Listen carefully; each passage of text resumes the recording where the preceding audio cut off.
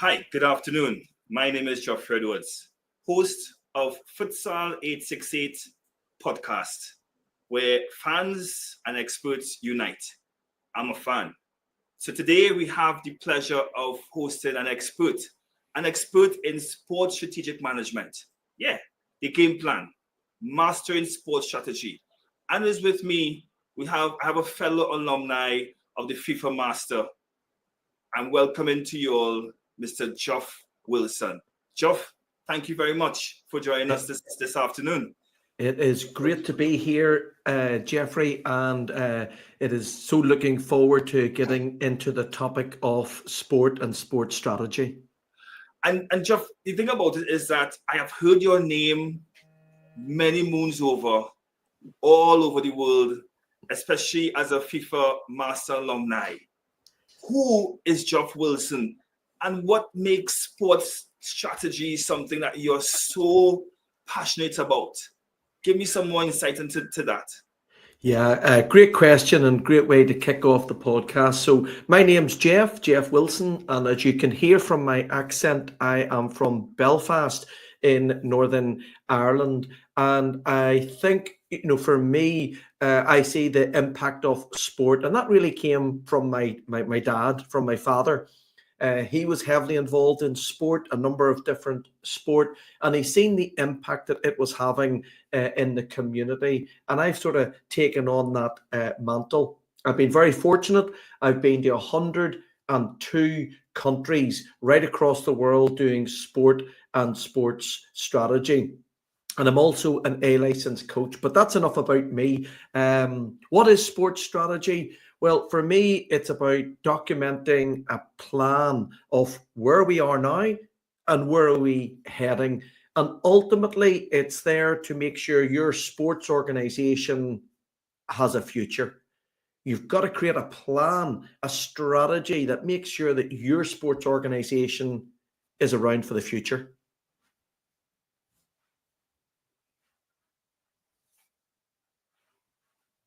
It's interesting that you mentioned your dad, because at this point in time, I want to stop and give credit to my dad, who has been a foundation for my life and involvement in sport.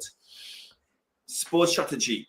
You give a very nice, succinct definition of it. By the way, you spoke about where you have been all over the world. Our neighbors, Grenada, the Grenadian Football Association, I know you were a consultant with them some years ago. So I know you know a thing about sports strategy. And interestingly enough, there will be a lot of national sporting organizations and national governing bodies in Trinidad and Tobago, as well as the Caribbean, who will be looking on. So before I even continue, I would like for you to give us some credence as regards to Geoff is the man. When he speaks about sports strategy, I want you to tell us which Caribbean islands, which regions in CONCACAF have you spoken sports strategy to? Oh, great question. I've been very fortunate to be in a number of the different Caribbean islands, as you say. I've been to Grenada, really enjoyed my time there, developing a strategic plan a number of years ago. I've been, I think, 3 times to Trinidad and Tobago from a distance. Really enjoyed my time, and I've even had a rotie. Yes, I've had a rotie in Trinidad.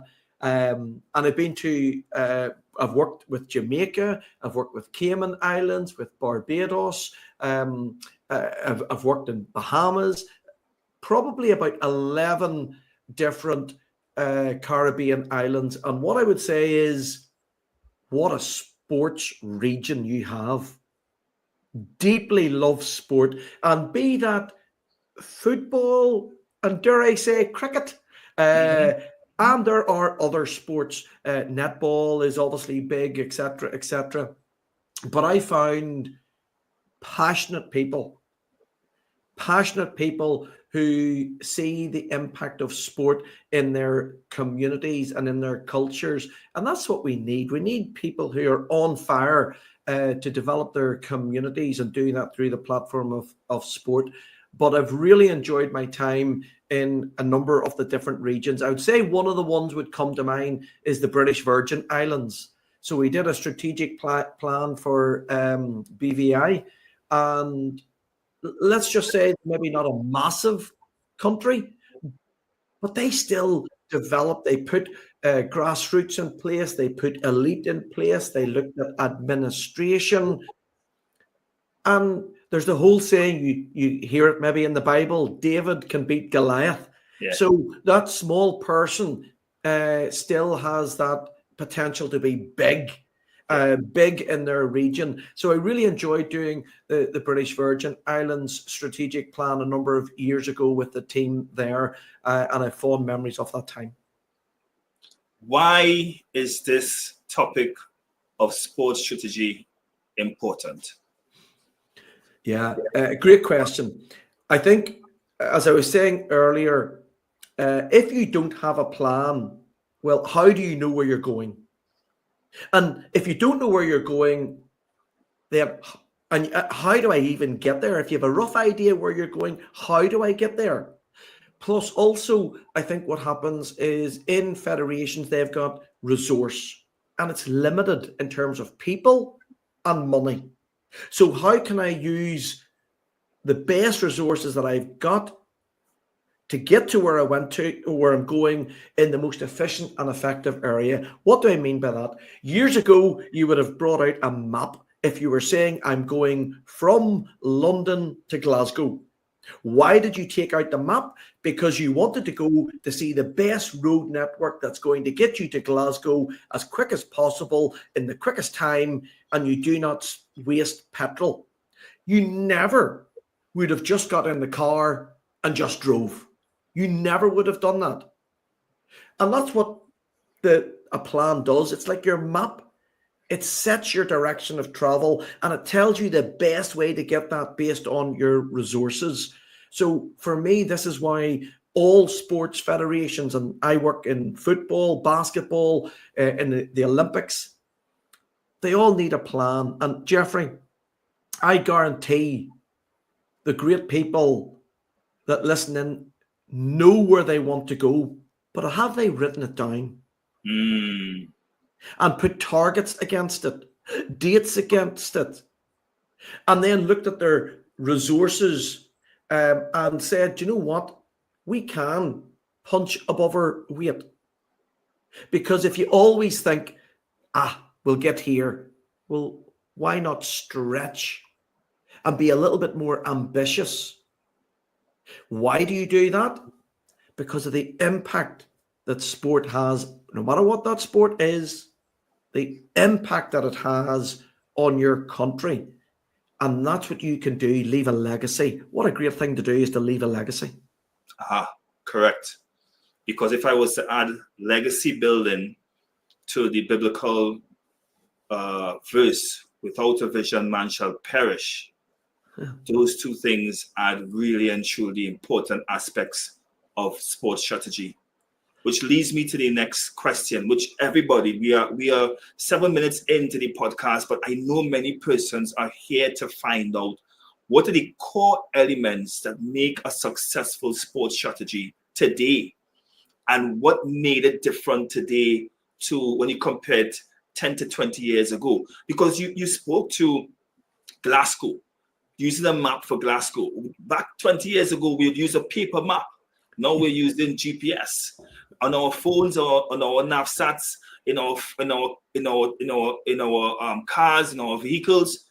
So what makes it different? And again, just repeating the question, what are the core elements for a successful strategic plan? Great question. So it starts off with the building block. Where are we now? And that is research, one-to-ones, focus groups, online surveys, data analysis, situation analysis, data. What is, where are you now? And you're talking to all the different stakeholders, players, coaches, referees, fans, the local government, everyone. And that gives you a picture of where you're at now. Block two, where are you heading? Where do you want to be? And that, in essence, is your vision, your North Star, your direction of travel, your mission. Why do you exist? Why do you exist as an organization?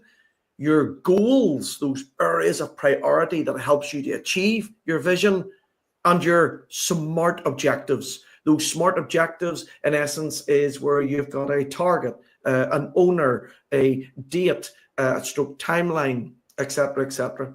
The next is block 3. How do I get there? That's your action plans, your budget, and your resource. And the last, are we getting there? Block 4, are we getting there? And that's about continually monitoring your plan and evaluating your plan to make sure that the plan gets implemented. A plan is no good if you develop it and put it into a drawer.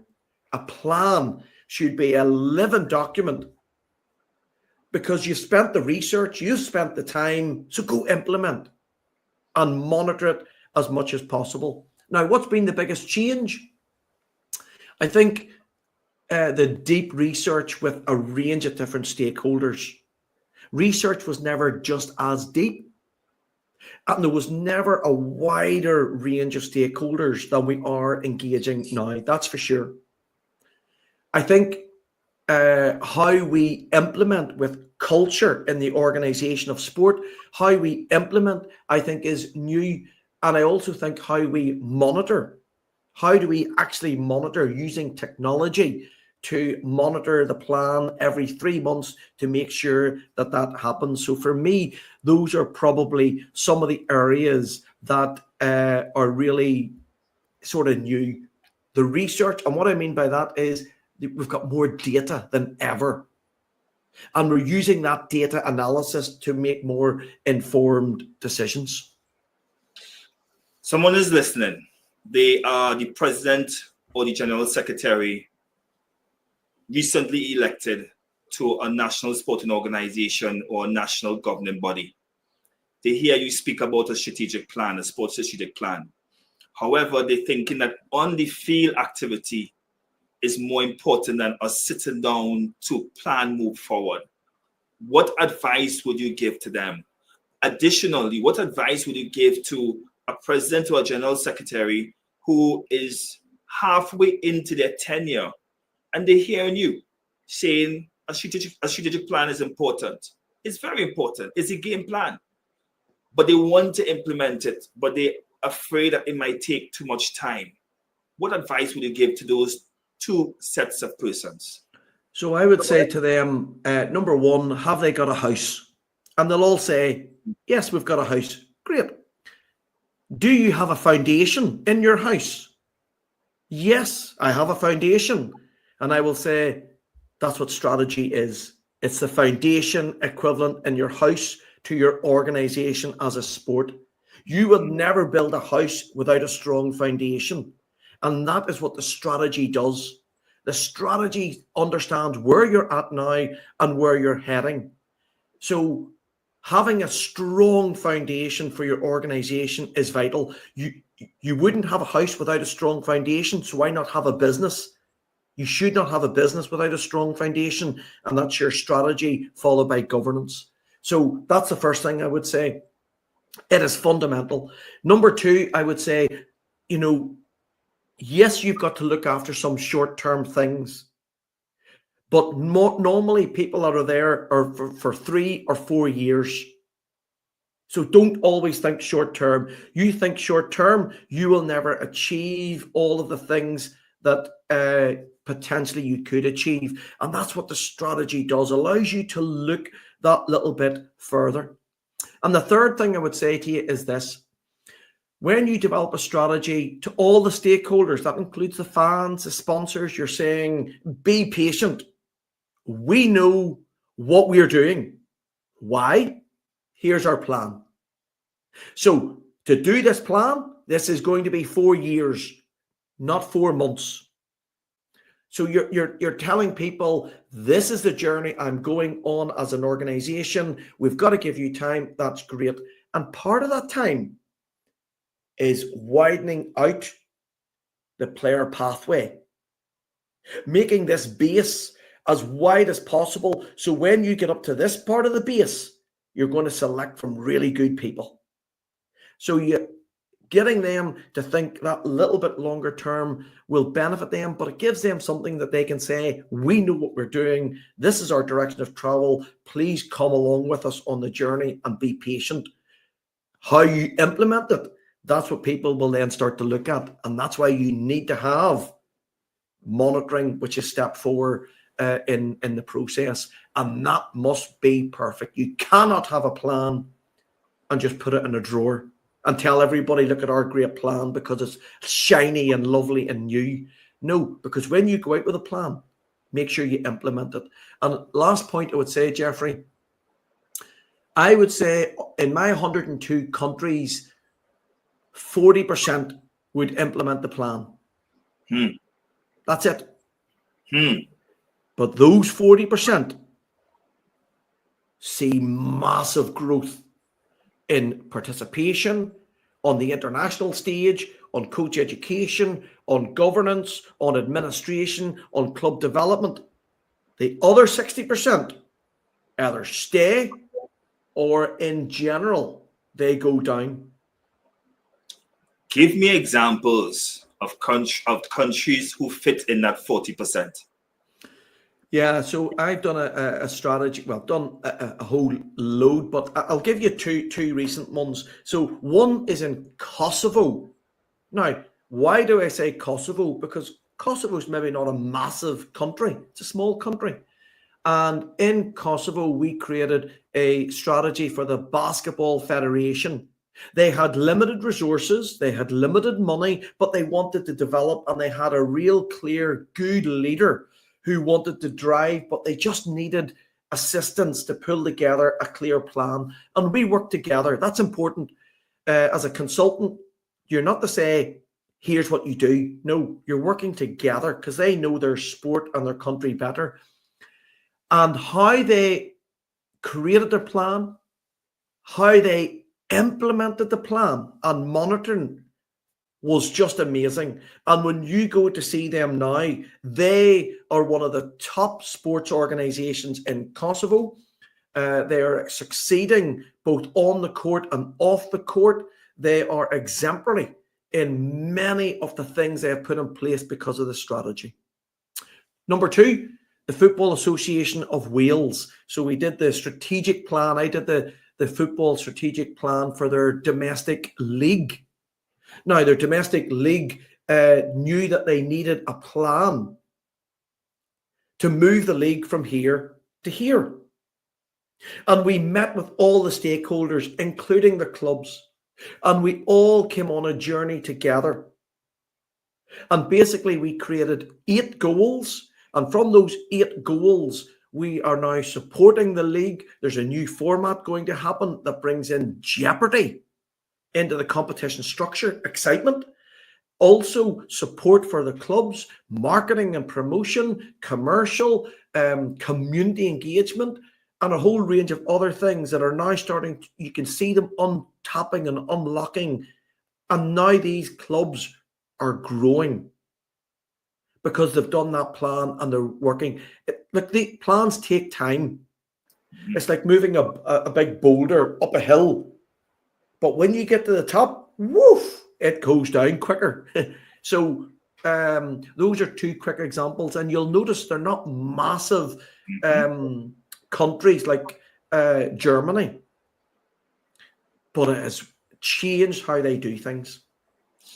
I truly appreciate the fact that you would have used smaller countries, especially for us in the Caribbean context. And that is very useful for myself, even as a sport leader. You spoke about how much time it takes to go up the hill, pushing this boulder up the hill. How much time is it to build a sports strategy? Yeah, great question. I would say in general, it's 3 months to do the research, deep. All stakeholders, online focus groups, data analysis, situation analysis, really deep. That's where you then can make sure that the plan that you focus on is based on data. In other words, you're hitting the right area. 3 months. Then when you bring the leadership together and you have different workshops to define your vision, your mission, your goals, your values, your objectives, your action plans, your budget, That normally takes about 3 months. Now, the workshop might take 1 day, but you need time to sift. You need time to meditate on the data that you presented. So for me, a good strategy is normally around about 6 months in terms of implementation. And really you want when you start from start until you've designed it, you've launched it.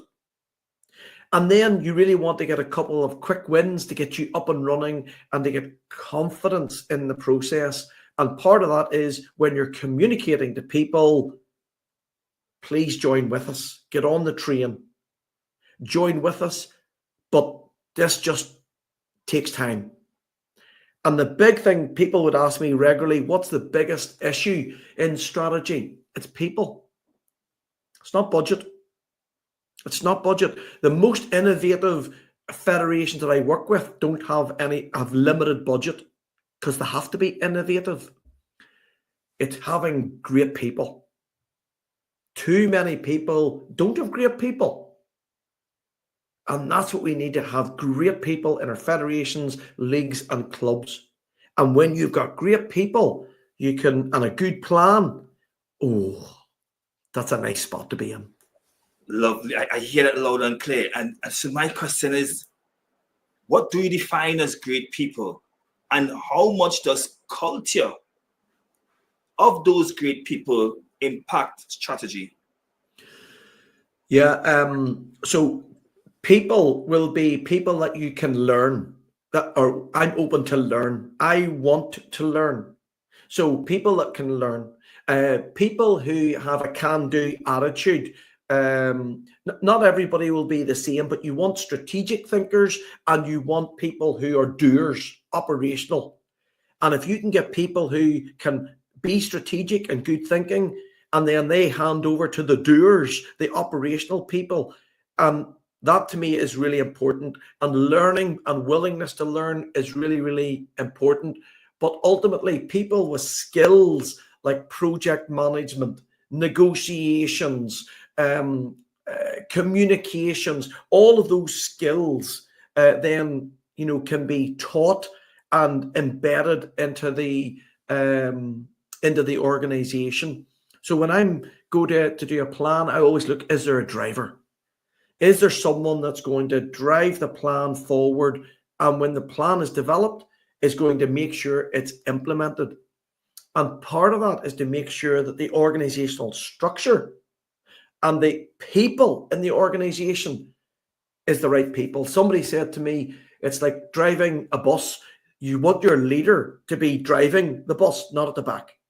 And you want everybody to be in the right seats so that the organization is able to really thrive because of good people working together.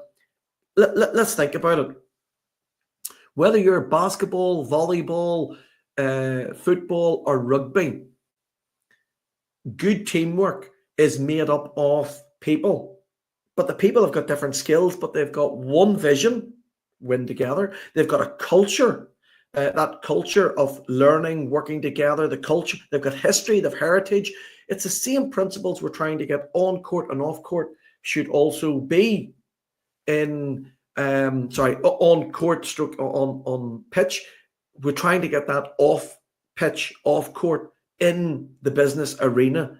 So we should be taking better the learnings of being a team and bringing that into the business setting.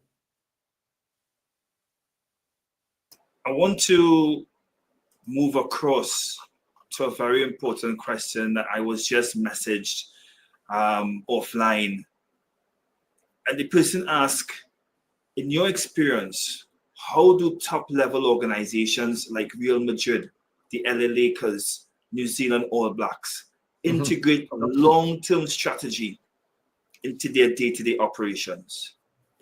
Yeah, great question. There's a book called Legacy that the All Blacks, and that's a book I would definitely ask people to go and to purchase. Legacy. Great book about the business side, but in essence, having a clear identity, a clear purpose, and a clear values is a starting point. a clear purpose, clear values, and a clear reason for existing, a clear identity. The All Blacks have that. Real Madrid have that. That is really, really important. I think having strong leadership is really important. I think having talent development and talent development pipelines, that pathway is really important. I think it's making sure that everyone is extending and widening out the grassroots participation, I think, is really important. I think being able to execute, for example, a strategy is really important. And having just great people that you can help to drive the sport forward. But in essence, at all levels, it's making sure you've got people in schools, clubs, leagues, federation, confederation, good people there, and people who have got a clear sense of direction. That's why strategy is so important. I keep hearing people. So does it say to me that one of the biggest mistakes in building sports strategy is not having the right people? Good. So that's fine. So then can you list other big mistakes that organizations make when it comes to not creating sports strategy and also not implementing a strategic plan that Mr. Geoff Wilson would have said, guys, we did the work. We spent 6 months. Here it is. Here is it in black and white. Why are you all not implementing? Yeah, I one reason is down to people, as in the people aren't implementing it. And that culture is one other bit. Number two is down to poor research. They haven't went deep enough in the research to actually identify and focus on the right things that are in the plan. And number three, they've developed a plan and they just go and do their job. No. If you've developed a plan, that is now your job to actually implement the plan so that all the organization is moving together in the right direction. And linked aside that, having good leadership is really important. Really, that's what I call them, a driver. Somebody's going to drive the organization forward, and someone with a clear values and a brilliant culture. If you have a bad culture, you have bad values, different people, different values, that will create problems. And when you look at all on the sports side, on field, on court, people with similar values, similar culture, that needs to be developed and brought in off field, off court, in the business side as well. Some persons might be sitting down here and saying, you know what, Geoff, I don't need to hire a consultant to do a sports strategic plan. I could go on ChatGPT and get one. I could get one AI generated. What would you say to that? Yeah. So here's the first thing. That gets down to leadership. Does the leader have the ability to write a plan and within the team? And if the answer is yes, as a consultant, I would say, go, continue. Because there might be people that have knowledge on how to write a strategy. And if they can save costs because they've got the knowledge in, I would be saying, great. But most times it's good to have a fresh pair of eyes. And not only a fresh pair of eyes, but also experience. For example, in different sports, for example, in different countries, which include countries around the region that you're in, and a fresh pair of eyes, and that really brings that a knowledgeable consultant really brings something different that you're looking to bring in. Ideally, the consultant should bring those fresh pair of eyes and knowledge. The federation or the club should bring knowledge of the country and of the organization and of the sport, and the two should link. That means you've got a really good plan. And so for me, it's really, really important. If somebody so I'll give you an example. Last week, I can't say who, but a major sports federation contacted me. And they actually said the reason being because of my international knowledge, and you've got no baggage. Fresh pair of eyes, no baggage. And having that independent view is really important to make sure the process, you know what it's like. If somebody comes in and says, I'll do it, but they've got lots of baggage, people say, you would say that. And that stops the movement. It stops the drive. So these are some reasons for me why it's, but I would say if the person, and they don't have a budget for a consultant, I get that. Because grassroots people, so I volunteer at grassroots.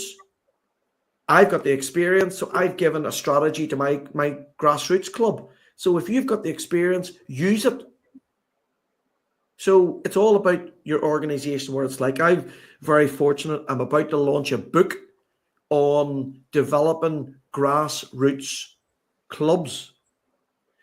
The first chapter is governance and admin. The second chapter is strategy. Boy. That's what we're talking about. It sounds like we really will need to get that book. So as soon as you launch that book, give us some more information so we could be able to put it up on our socials so persons can be able to get it and delve deeper into this conversation, because I don't think an hour is enough to be able to speak to it. And more grassroots organizations need to be able to talk strategy. As a matter of fact, I would like them to hear from you, because we talk about national sporting organizations and national governing bodies, but we didn't speak about grassroots. Is sports strategy important for grassroots organizations as well? Absolutely. Is there a difference between what they do at the grassroots level to what they do at the national and international level? So in my club is a football club, a soccer club, and we have got 4 goals. So we did the research. We've identified a vision, a mission, values. We have 4 goals. 1 goal about coach education, 1 about the community and our impact in the community, 1 about a high-performing environment, and 1 about governance and administration. And then we monitor it on a regular basis. And guess what? When we start to go to funders, when they say, well, what's your plan? What are you doing? We're saying, here you go. There's the plan. And here's the biggie. We are growing. Why are we growing? Because we've got a plan. We've got people. We've got resources all coming in behind it. Whereas if we didn't, let's do this. Let's do this. No. So it's the same. In Anguilla, I did a club development program in Anguilla. And we asked all of the football clubs to develop a very basic plan. And they did a super job. And all we're getting them to do is just put in place those little... We did the same in volleyball. Volleyball clubs actually in Ireland. Same thing. So yes, it can be done in grassroots. And that's why I did write the book, because there's more grassroots clubs than there are federations, whatever sport there is. So Correct. They need help and assistance. And it's actually one thing a federation should be doing, is having a club development program for their grassroots clubs. How important is off-the-field factors? I know you just spoke about sponsorships, but let's also speak about fan engagement and social media. Mm-hmm. How important do those off-the-field factors affect a team's strategic plan? Yeah, I think, first of all, you've got to listen to your fans. I love what the Savannah Bananas do in baseball. It's fans first. And if you haven't checked out, look at the Savannah Bananas in baseball. And it's all about putting the fans first. So their strategy is all around fans first. So where are the issue points for fans? It could be the price of ticketing. It could be the quality of food and beverage. It could be the entertainment.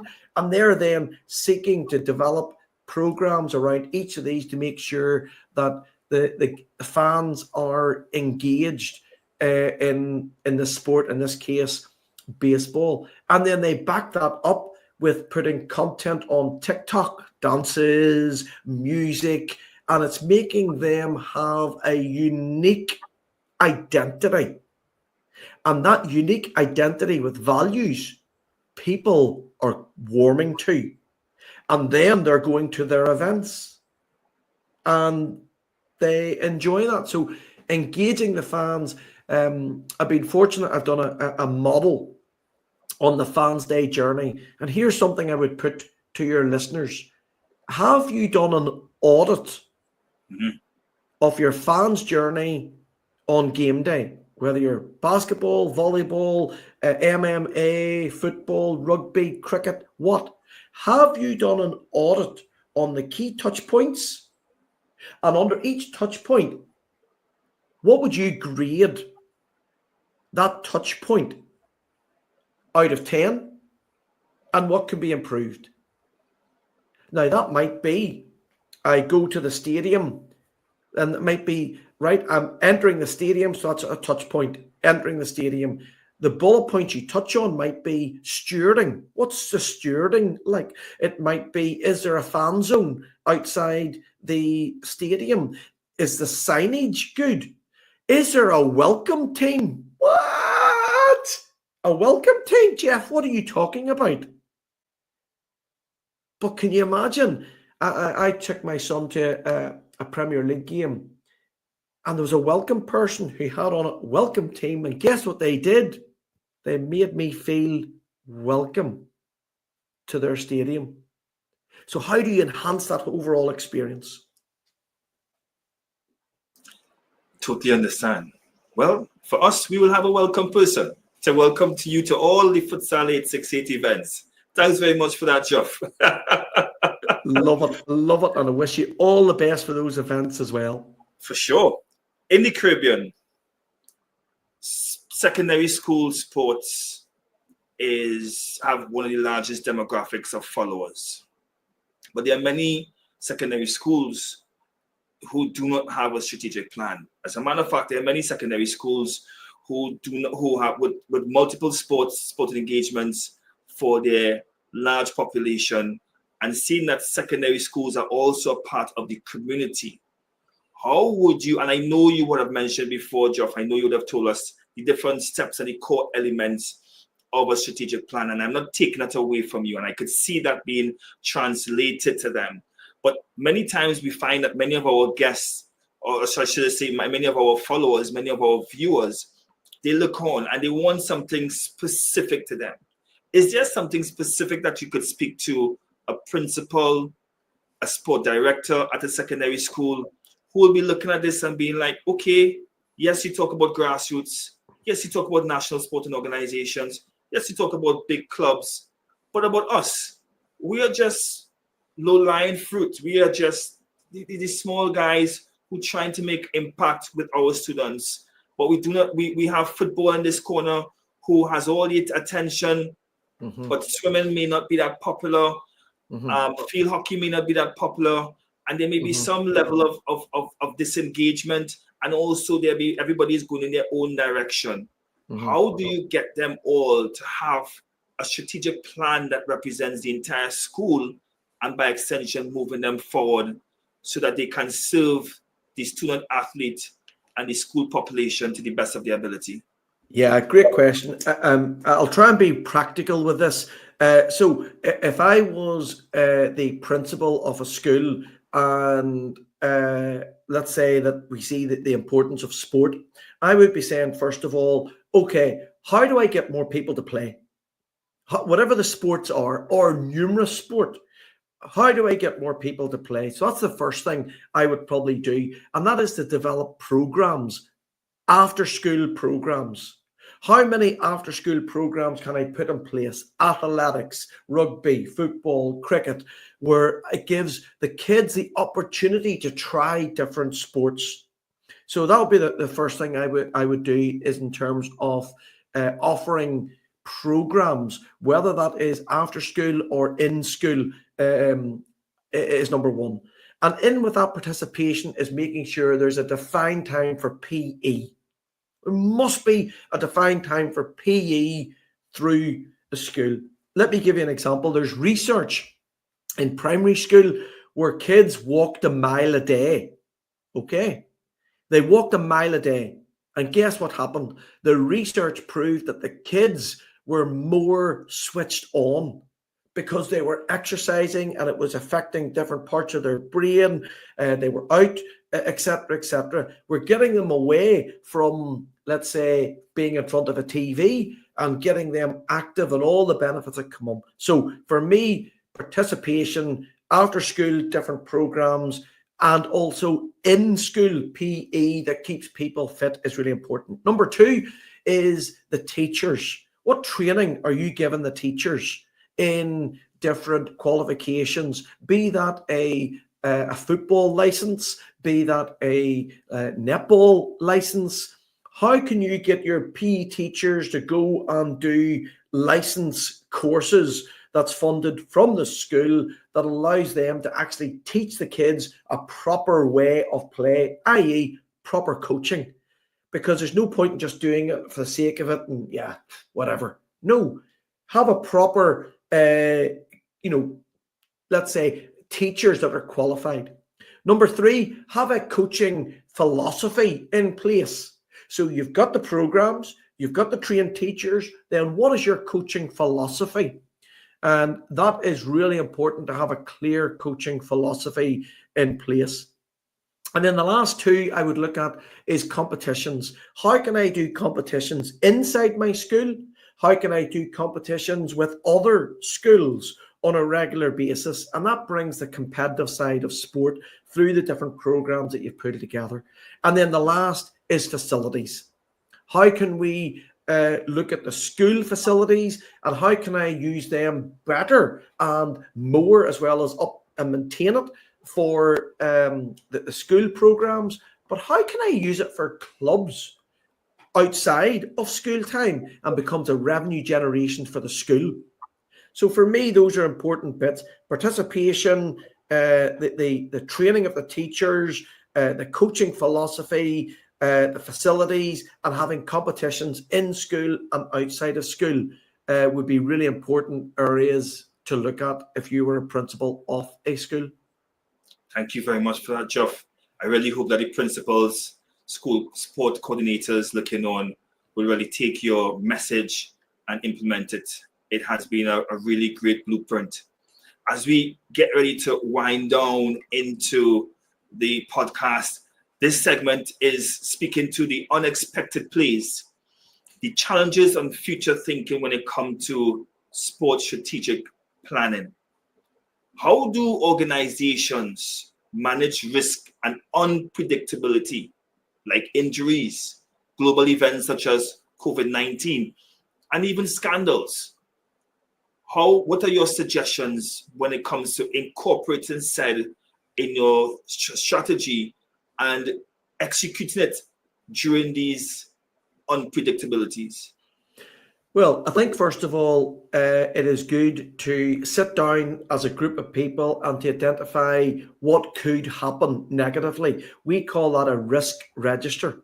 So what are the various risks that could happen? And then what are the likelihood of them happening and what's the impact on the organization? And then what's the mitigating factors to make sure it never does happen? So you're future-proofing your organization to make sure it doesn't happen or protecting it. So that might be a fire in the facility. So what's the risk of a fire happening? What's the likelihood? What's the impact? And what would you do? 5, 6, 7 actions to make sure that that's unlikely to happen. That's the first thing. And then I think the second thing would be to have a very clear crisis management plan and program in place. So there are a number of different processes to have as a crisis plan. What do I mean by that? Well, you might have 5 people. You might have the general secretary or chief executive. You might have the technical director. You might have the person responsible. It might be the safeguarding officer and a legal person and a communications person. That might be your crisis team.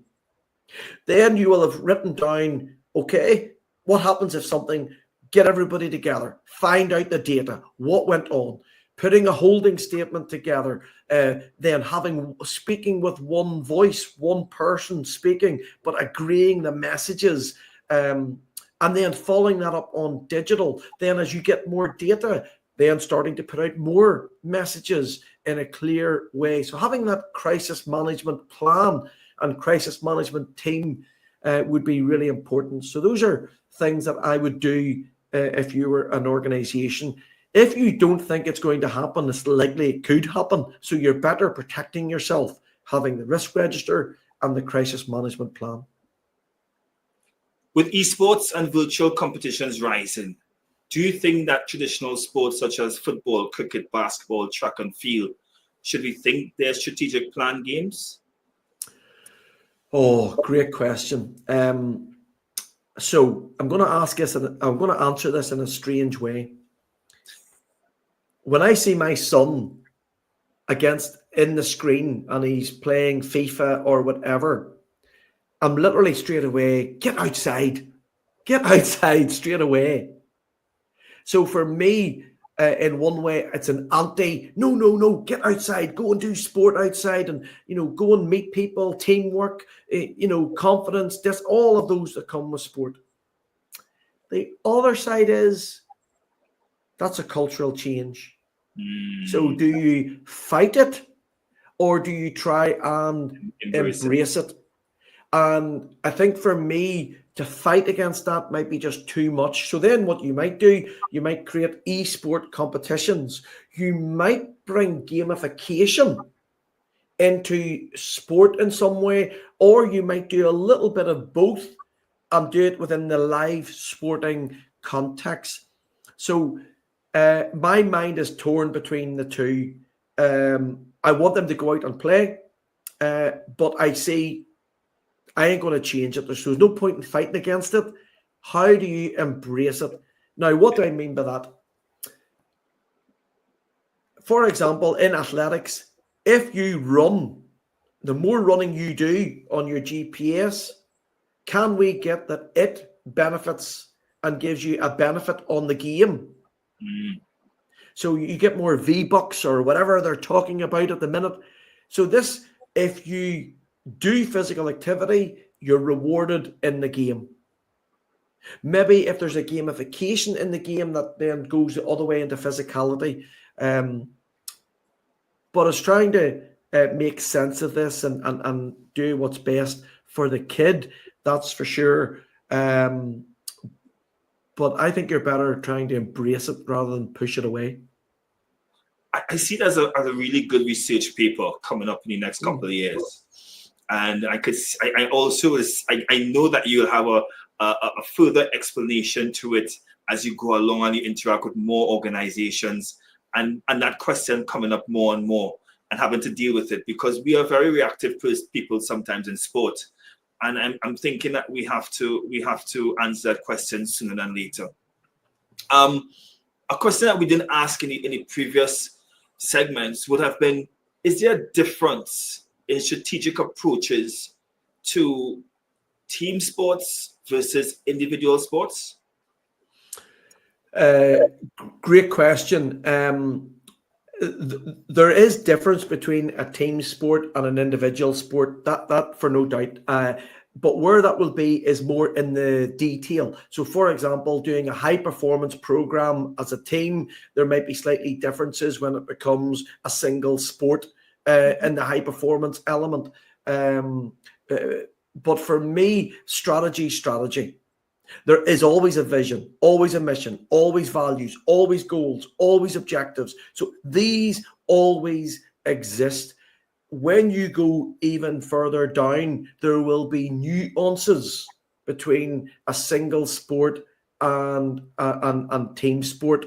And so for me, I think that's where the slight difference will be. But the overall framework, it'll be the same. What do you think or envision the future of sport strategic thinking to be? I do think within the strategy side, there's going to be a lot more data that we'll be able to analyze. So that data might be sales data, registration data, data that when people have given us data about in ticketing, and be able to analyze that data to identify nuances. So I think that's definitely one area that will really strengthen over time. I think how we monitor and having a monitoring system that allows us to better monitor and maybe to keep people accountable for their actions. Now, I know there's some tools that already do that. I know that. But I think better tools and more tools, probably with a little bit of AI included, I think that will definitely be important. I would urge people, so AI has its place and it will be more so. But for me, it's those AI will really benefit and to quicken up processes or maybe some human tasks that it can be done. That's where AI, I think, will benefit. I don't think we can just say, here's AI and let's create a new strategy and it's done in 5 minutes. I just don't see that coming. Now, many people will disagree with that, and that is okay. But you're having to build in cultural differences, country differences, people differences, as in the board that's currently looking to get the strategy. So AI won't get all of that. It will just take what it's learned and then just regurgitate what it's learned. But that necessarily doesn't say that's what a strategy always needs to be. And each organization and each country, federation, they always have nuances that's unique to them. Geoff, what about sports strategic management, sports strategic thinking have we not touched on in this episode that you want to be able to leave the people with? I think we have to have a very, very clear values. What are non-negotiable values that we all believe in as an organization? Values are so important, and having values that everybody, that might be 4 or 5 values that everybody is aligned to, and no matter what, they're not movable. These are what you live and die by. The best organizations have got clear values. The best organizations, for me, have got clear values. Number 2, clear culture. The best organizations have got a clear culture that is high performing. And I think the other for me is having a real crystal clear vision on what does my future look like as an organization. Too many times it's just wording and we just go past it. No, it's got to be crystal clear. So for me, those are elements that need to happen, I think, very much. And then it gets down to bringing people with you, bringing the staff with you, bringing the stakeholders with you. You know, when you're in a boat and you've got 4 people on the boat, if 2 people row that way and 2 people row that way, you're staying in the same place. So you want to have all 4 rowing in the same direction and working together as a team. And that's what we really need to do, I think. Push yourself more, and how do we be high performing off the field or off the court of play as much as possible. Futsal is about quick thinking and fast feet. This segment is called Fast Feet. And before we jump into this segment, this is why we call it that.